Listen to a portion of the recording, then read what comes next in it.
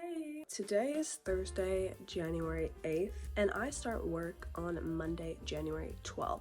There are a lot of issues with that. The issues are I am deathly ill and have a terrible cold. I don't have a car and I need one to get to work. I have no work appropriate clothes and I am in person 4 days a week. My general appearance is terrifying, and I need to establish my mindset and goals for this new phase of my life. So in this video, you guys will join me in getting my life together and the last few days I have left before I start my new job, which is going to include used car shopping, clothes shopping, getting ready with me before my first day of work, establishing my mindset for this chapter, and finally my reflections and feelings after completing my first week. So, I got a new car. Actually, it's a really used car. This girl has 95k miles on her. Now, the reason I had to buy a car was because in 2023, I sold my car prior to moving to London. But now, I am living and working in Nashville, Tennessee, which unfortunately means I have returned to my worst nightmare, which is a vehicle-centric society. I've never actually bought a car before. My first two cars were both hand-me-downs from family members. That being said, I had no idea how to buy a car and how to not get scammed because it just feels like the type of thing that you would inherently get scammed doing. So I watched a bunch of YouTube videos about car buying, specifically used car buying, to kind of learn the processes and the lingo and what bogus things to look out for. For my budget, I did not want to spend more than 13k in total. That was my out the door price, as they call it in the industry. Prior to visiting any dealerships or doing any test drives, I just wrote down what exactly I wanted in a car, or what I was looking for, and what my non-negotiables were. My personal criteria was I wanted to spend as little money as possible while also having an SUV style car. I wanted to feel safe and comfortable while driving it. I wanted it to feel like it ran well. I wanted a backup camera, blind spot sensors, less than 100k miles on the car, and I wanted it to be 2017 or newer. I wanted all of that for no more than 13k. So yeah, I bought the car that I am currently in, and I did manage to get everything on my wish list and still be under budget, which was really nice. The original price offered to me for this car was, I think, 13.5k, and then I ended up buying it, all taxes and fees included, for $11,500. So I'm happy with it. I feel like I got a pretty fair price on it, and it will get me wherever I need to safely and easily, which is all I can ask for. Today is Sunday, January 11th. Happy birthday, Katie. And that means I start my job tomorrow. I am still not 100% well, and whenever I start talking, I also start coughing, so that's really cool for me. I have accomplished very little on my to-do list this week. So I'm gonna try to do a bunch of stuff today to get ready for tomorrow. Number one for today is I am getting my nails done because they're currently blank. And then while I'm getting my nails done, I will be right near a mall, a shopping center, if you will. And I think I will be, unfortunately, indulging in a small amount of fast fashion. Because I did go to a bunch of vintage stores yesterday to try and find some things that I can wear for work. And I did find one thing which I did really like, and I will show you guys. But I'm really lacking in the trousers department. And I basically only have one pair of jeans. Because of my recent devastating losses when I moved from London back to the United States, I had to get rid of so much clothes because I only had 3 suitcases. In hindsight, I don't know why I didn't just bring a 4th suitcase on the plane back to America with me. I don't know why having 4 bags just felt really extreme. So I forced myself to fit everything I own after living somewhere for 2 entire years into 3 modestly sized suitcases. But hashtag regrets, because I had to last minute get rid of so much stuff, most of which was really cool clothes that I thrifted and will never be able to find again. And then I've just bought these black pants recently because My office is more casual, like it's not like I need to be super buttoned up or anything, but I still don't have clothes in general. So I'm also gonna return this pair of jeans that I bought from American Eagle. I got a Pinterest ad for these American Eagle jeans and they looked so cute. As soon as I saw them in person, I was like, oh no. I just feel like they looked so different in the picture. I wasn't really vibing with them. And then I did get a Depop package. I saw this picture on Pinterest and I wanted to get something similar to that. So I ordered these pants off Depop and I feel like they aren't gonna fit. I feel like they are going to be too small. All my worst fears have come true. They are way too small. They're also so short. I am sad in this city. I can barely move my legs. These were a fail. Yeah, so that's why I'm unfortunately just gonna buy a pair of jeans at the mall today. After today, after I give myself the smallest amount of foundation to have what I need to start working, I will be exclusively shopping vintage and secondhand again. This is the one thing that I did buy secondhand yesterday, which is this gorgeous cashmere mock neck sleeve thingy. So incredibly soft. It is from Ann Taylor. It is 100% cashmere. Just such a cute little garment. Okay, let's go run some errands. Nail reveal. I wanted to get a nice like fall winter cherry red. They're a little bit shorter than I wish they were, but that's on me because I need to grow out my nails a little bit. But they look really cute and the guy did a really good job. Originally, I was hoping that my nail person was not going to be very talkative because my throat hurts and I still slightly feel unwell. However, my nail tech was really talkative, but he was also really nice and super adorable, so love him. Yeah, let's go to the mall.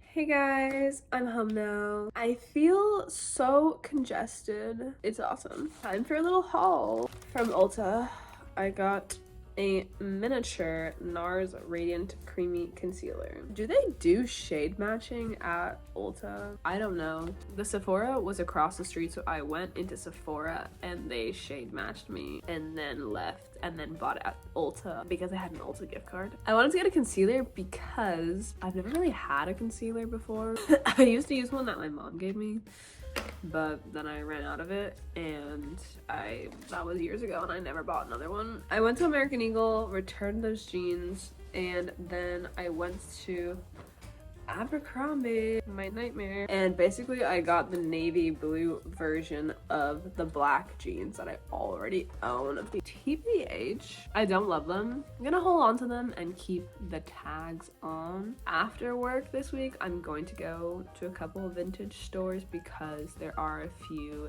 near or in the area of the office and just kind of see what I can find. So in all likelihood, I'm most likely gonna return these. I got them as a backup just in case. That is all I have accomplished today. Tomorrow morning I plan to put on a cute outfit, do my makeup, my hair. I've just been wearing my hair in braids so it's very wavy, so I'll just do that tomorrow also, and try to not be deathly ill on my first day of work. Okay. Outfit of the day. This is from Uniqlo, but it was a hand-me-down. This is thrifted BCBG Maxaria. Cute, cute, cute. I'm gonna back my hand. I'm going to admit to something that potentially makes me a bad person, but whatever. So, as you guys saw, I am wearing the new jeans that I just bought. However, I don't really like them that much. I just needed something to wear on my first day because, as we've established, I don't have any clothes. Anyways, I wore these jeans and I kept all of the tags on, and I wore a long shirt so no one could tell. And my plan is to return these jeans back to the store and get my money back. Because the gag is, I don't really want these jeans and I only wore them for a few hours in a very clean environment. So does this make me a terrible person? Potentially, but also these jeans are not worth $90, so I'm not keeping them. Also, Abercrombie has done a lot of questionable things in its lifetime, so I don't really feel bad.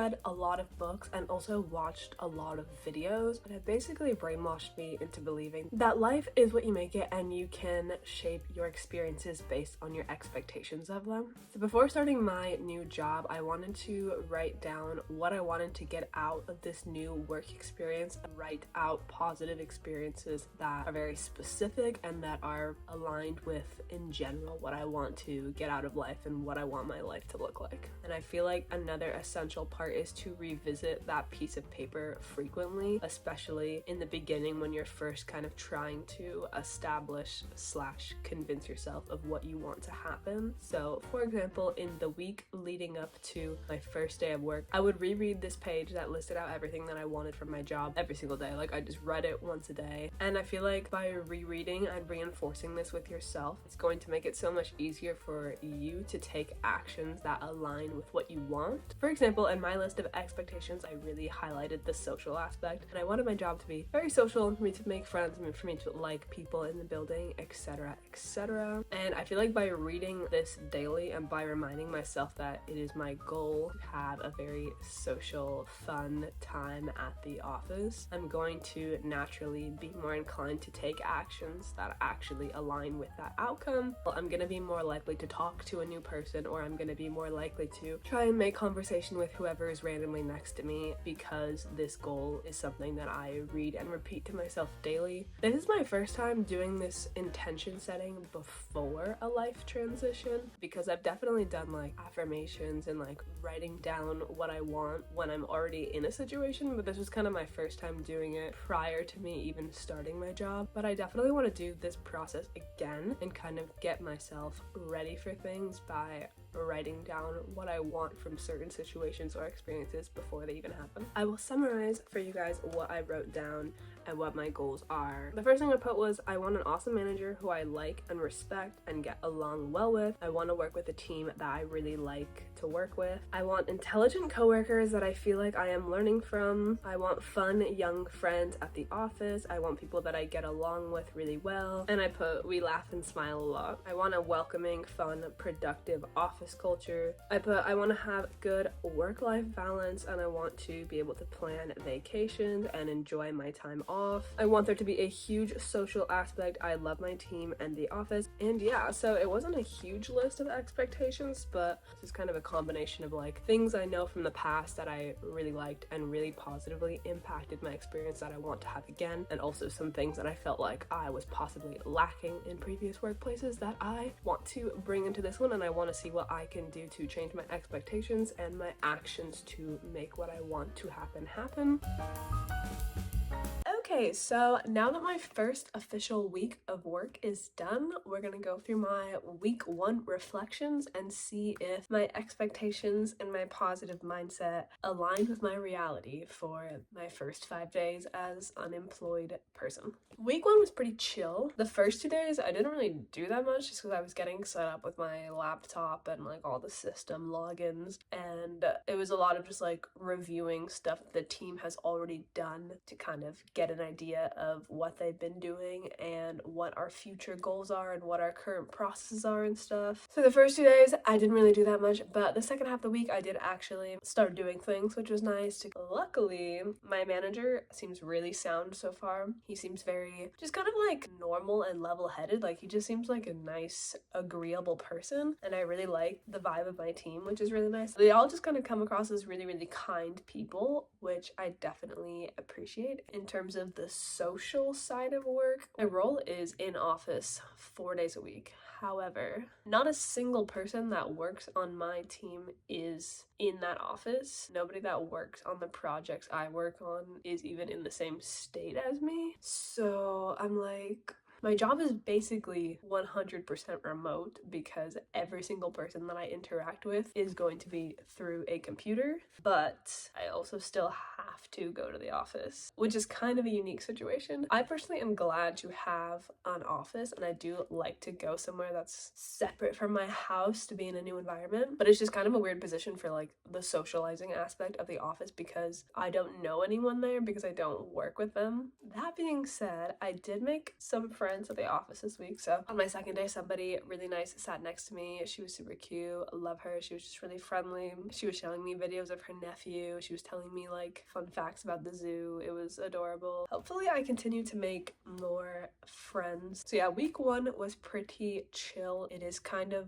lacking in the social aspect, but hopefully I can take some action to remedy that. I am gonna refine my expectations manifesto and just kind of like re-highlight the things that are important to me, the energy that I want to bring and all that stuff. Yeah, week 1 is done. It's snowing, what the heck. Anyways, thank you guys so much for watching this video and coming along with me to get everything ready for my first week of work. I just finished editing this video and it is now the Saturday after my second week of work, and week 2 is actually so much better than week 1. I met way more people and I feel like I understand my role and my team a lot better now, so we're on the up and up. If you want to hear a little bit more about what my job actually is and kind of my process to returning to corporate America after living abroad for 2 years, I am gonna make an entire video about my job applying process and how I landed a job